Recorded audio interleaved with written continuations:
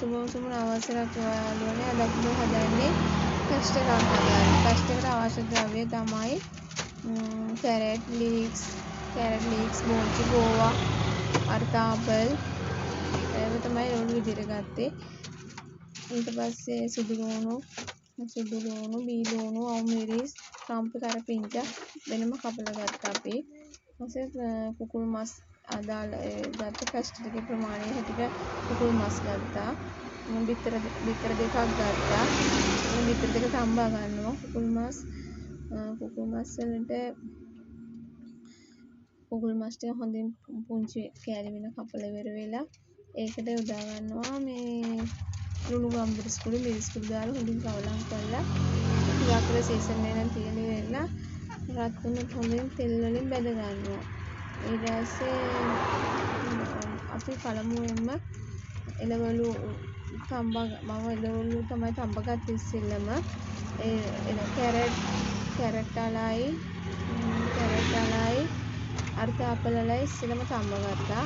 තඹලා ඊට පස්සේ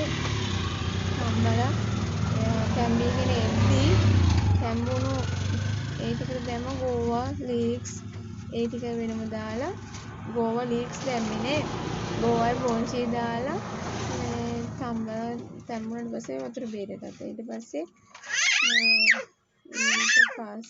අපි ඒ ටික වෙනම පැත්තකින් තියලා අපි තෝරාගත්ත මේ පැස්ට් ටික වතුර එකක් නටන්න උණු කරලා ඉවරලා ඒකට පොතල ටිකකුත් දාලා ලුණු සල්පකුත් දමලා පැස්ට් එක තැම්බුවා. පැස්ට් එක හොඳින් තැම්බුණාට පස්සේ සෝදා බේරාගත්තා.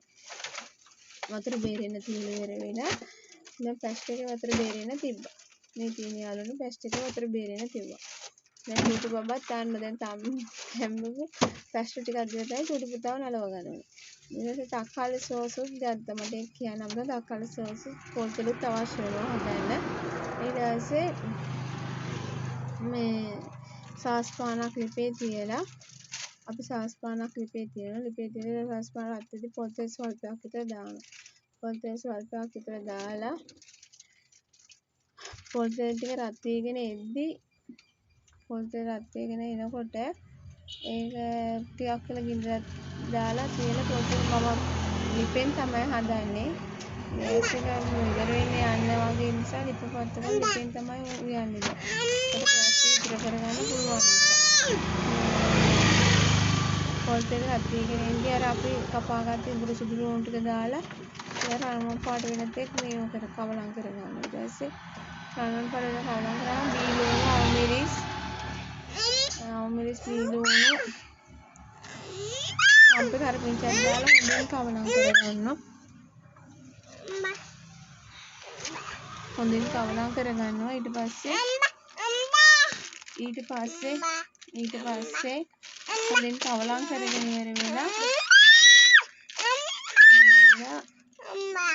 ඒකට ගම්බරිස් කුඩුයි කෑලි මිරිස් ලුණු කුඩු ස්වල්පයක් මෙන්න දාලා හොඳට කවලම් කරගෙන ඉවර වුණාට පස්සේ ටිකක් තැම්බෙන්න තියනවා. තැම්බෙන වගේ තියලා ඉවර වෙලා ඊට පස්සේ අපි සම්බල පෙරාගත්ත පැස්ට් මේ එළවලු ටික දාලා කවලම් කරනවා. ටිකක් තැම්බෙන්න දෙනවා. තෙල් වලින් මේ වෙන්නේ. තැම්බෙන්න. ඊට පස්සේ තැම්බුණාට පස්සේ තෙල්ල තැම්බීගෙන එනකොට ඒකට අපි කවලම් කරගන්න ඕන.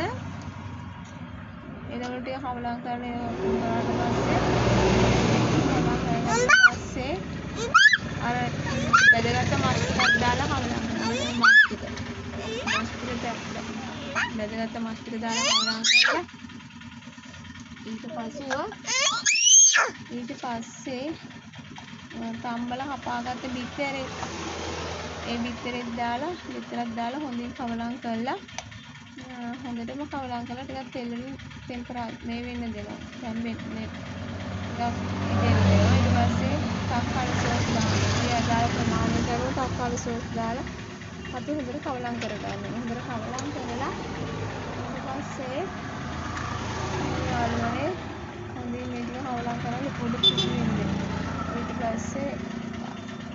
වතුර බේරගත්ත තැම්බිච්ච පැස්ට් මේකේ මේ ඔක්කොම මොනවා කළා තැම්බි මේ ලීක්ස් අර එළවලු ටික එළවලුයි මාසෙයි විතරයි සේරම දාලා කවලම් කරලා අවසානයේ තමයි ලීක්ස් එකතු කරන්නේ. ලීක්ස් එකතු කරලා ටික වෙලාවක් යද්දි පැස්ට් ටිකක් එකතු කරනවා. වතුර බේරගත්ත පැස්ට් ටිකක් එකතු කරන්න. පැස්ට් ටිකක් එකතු කරලා හොඳින් කවලම් කරන්න. කවලම් කරලා පොඩි වෙලාවක් හිතේ හැමෝම තියෙන්න දෙන කවලම් කරලා ඉවර වෙලා. ඊට පස්සේ එහෙමම තියෙන්න දීලා තියෙන්න දීලා පොඩි වෙලාවකට පස්සේ අපි දැන් මේ පැස්ට් එක පිළියෙල කරගෙන අවසන් ඉවර කරගත්ත පැස්ට් එක පිළියෙල කරගත්ත පැස්ට් එක පිළිගන්නන්න තමයි තියෙන්නේ. පිළිගන්නන්න වෙන්නේ අපේ චූටි බබාට.